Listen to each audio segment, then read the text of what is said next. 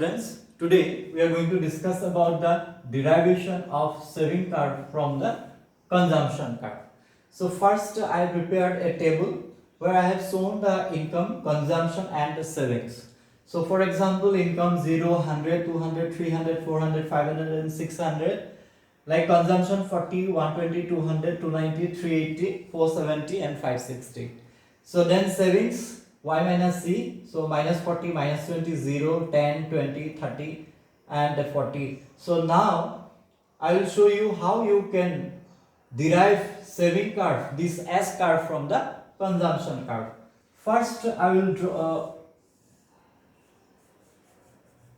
suppose this one is the OXY, OY denotes income, okay, and OY in here, suppose C. C means what? Consumption. So this one is a 45-degree angle income curve.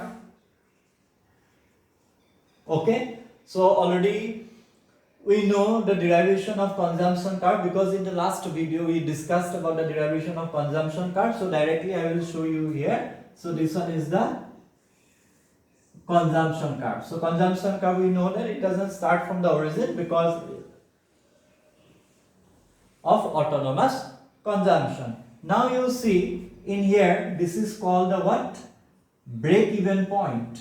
Break even point, where C is equal Y or S is equal 0, where savings is equal 0.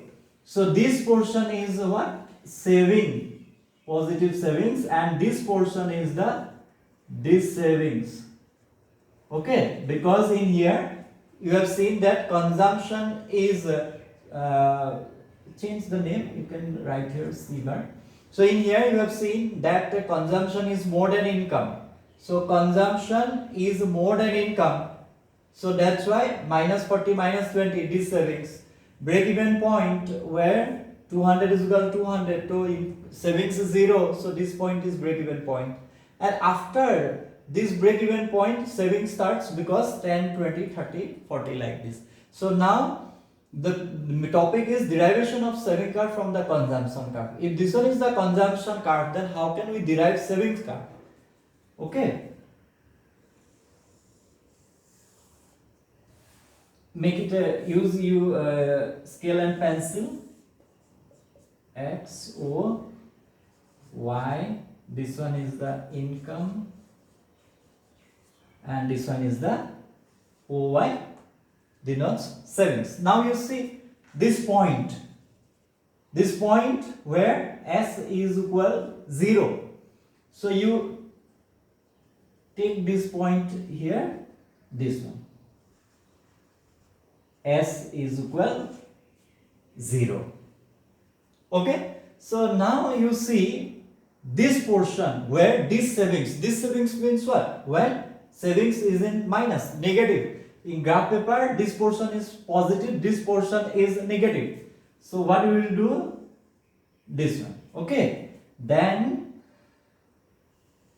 this point. So when it crosses this point, see, it means the difference between 45-degree line and consumption curve. This gap is the savings. So it means your savings will start and it's slow positively because see, when you cross this break even point 0, then your savings starts 10, 20, 30, 40.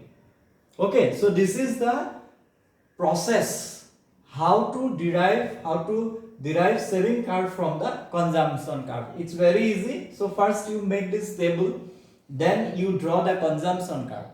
So already we know that when they intersect, income curve and consumption curve, this point is called the break even point where savings is equal 0.